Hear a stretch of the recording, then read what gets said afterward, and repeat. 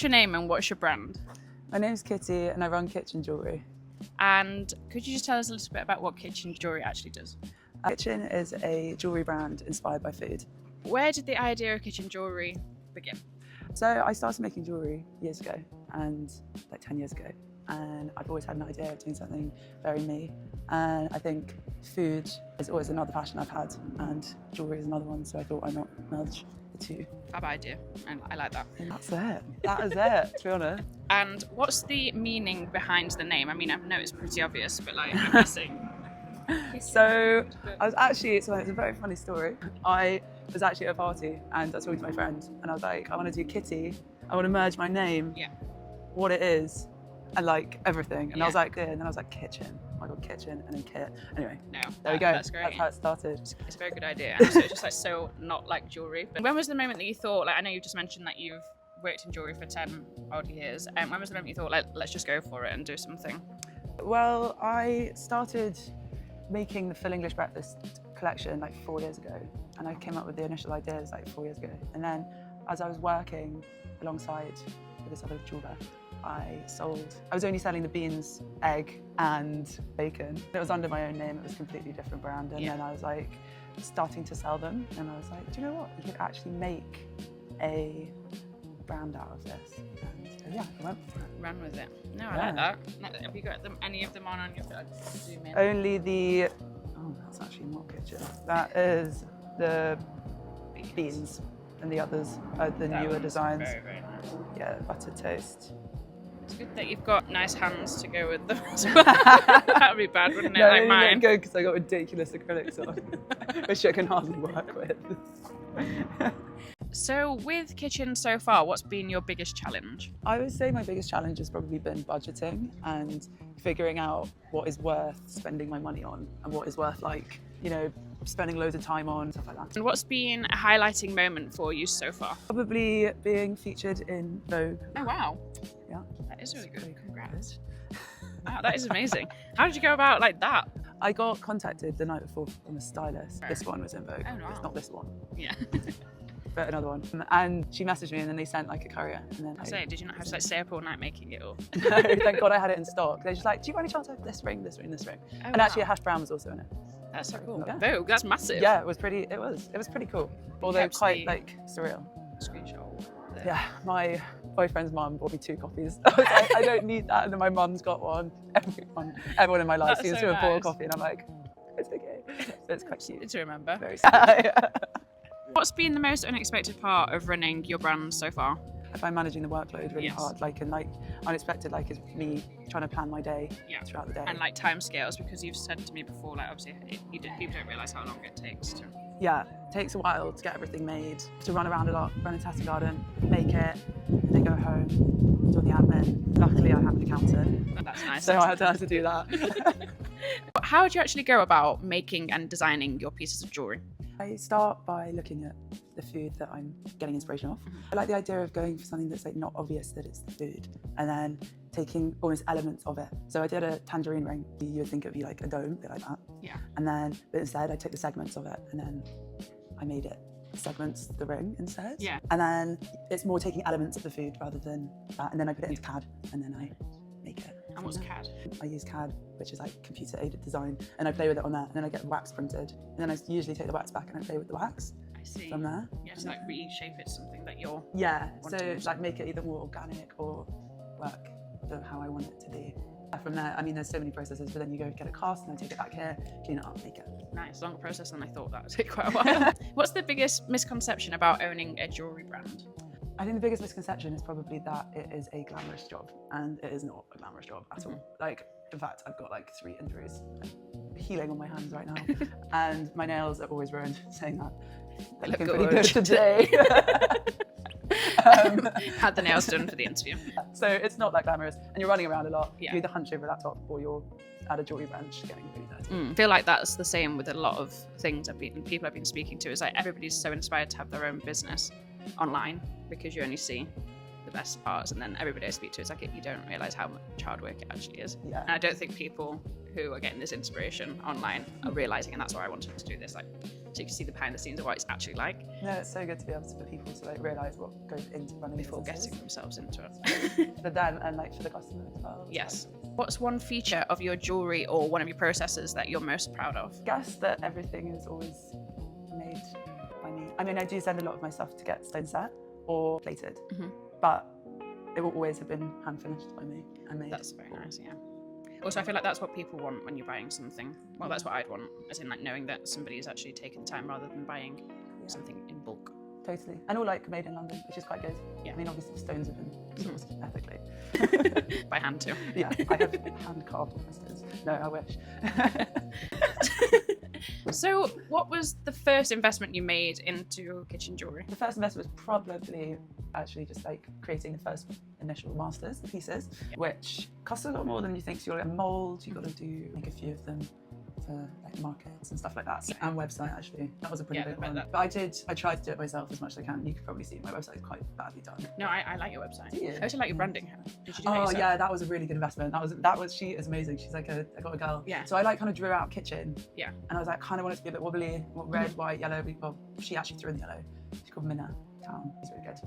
Yeah, nice. And like, where was the first place you started selling your jewellery? I was selling my jewellery actually on Instagram through just like word of mouth, and then it was markets. Salad Dave's Market was my first market at the kitchen. I've seen those. They're like popping off big time. Yeah, they're done really well. Yeah. And they're really good. It was a really good market. So do you do like one of those like every so often, or is it? Yeah. In fact, I feel like I keep missing the application date. I want to do one soon with them, hopefully. So before starting Kitchen, I know you mentioned you worked in jewellery beforehand. Did you actually make jewellery yourself? Did you have those techniques to be able to bring into set, or did you just learn it all from scratch? I mean, I've been making jewellery since I was about 17, and I went to college for years. Instead of university, I did jewellery college, and then I worked for jewellers up until I started Kitchen. And how much of your time is actually spent making the jewellery versus like shipping, packing, shopping? It's a lot of shopping.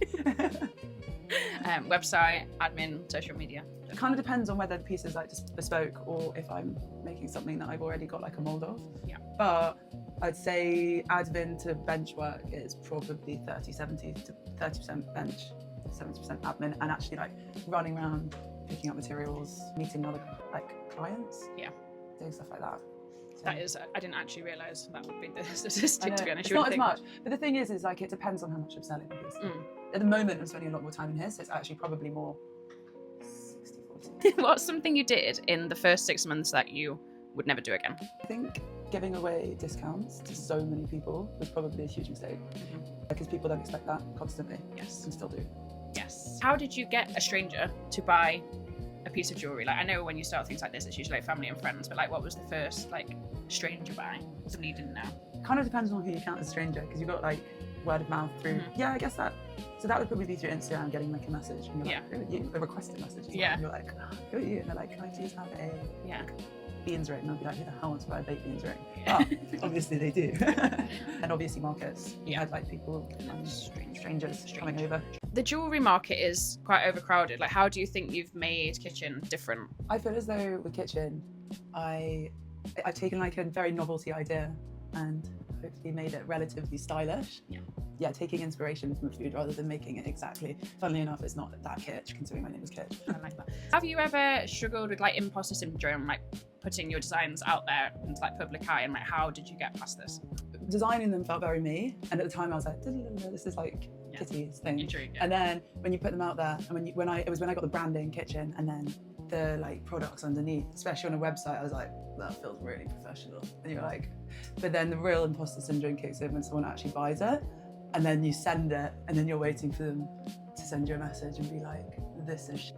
Sorry. You're always going to have it to an extent, but it's just kind of just getting used to it. And then like now I'm just like, you know what, I am myself, just gotta go over it. Anyone else can do it. They'll like it if they want to like it, basically. Yeah, and they like it. Yeah. You have to pay. Well, it's very nice, so who wouldn't?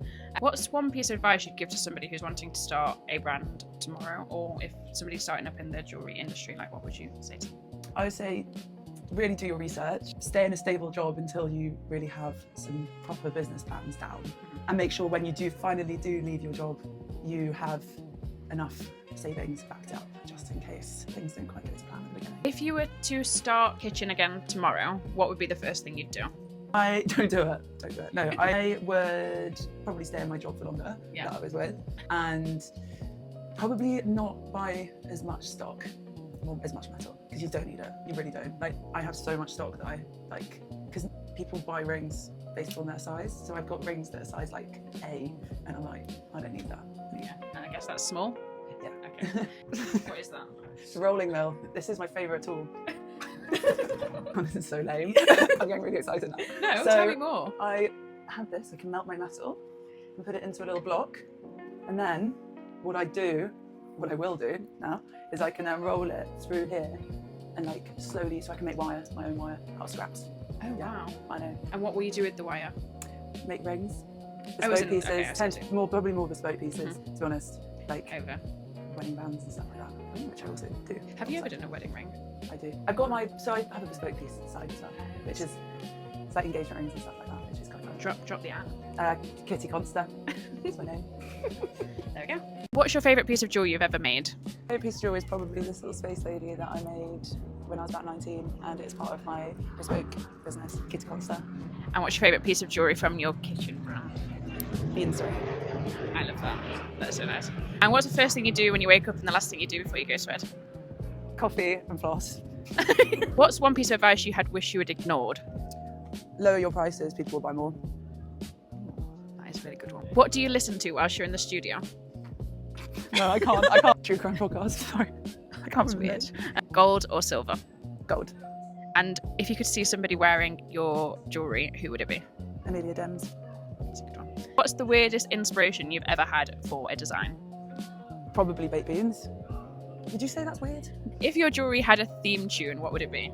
Fit, but you know it, by the streets. Okay, I wasn't expecting that. What's one piece of jewellery you can't live without? My space lady.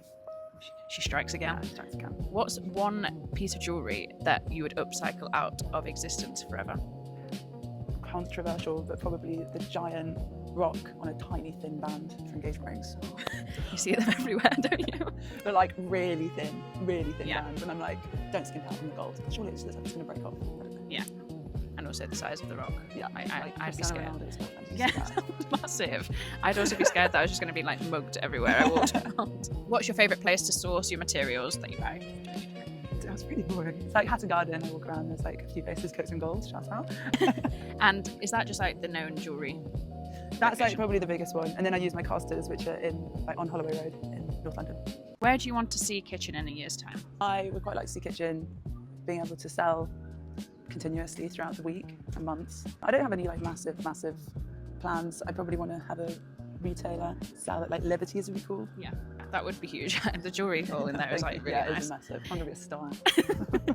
Well, you already had Vogue, like, that's big enough. Have you got anything big in the pipeline that you're able to tell us about? I have a new collection coming out. I have a few collabs coming up with Base Pizza and actually Pickles. No way! Yeah. Oh wow, okay. Yeah. And what's one thing you wish existed to make life easier for small business founders like yourself?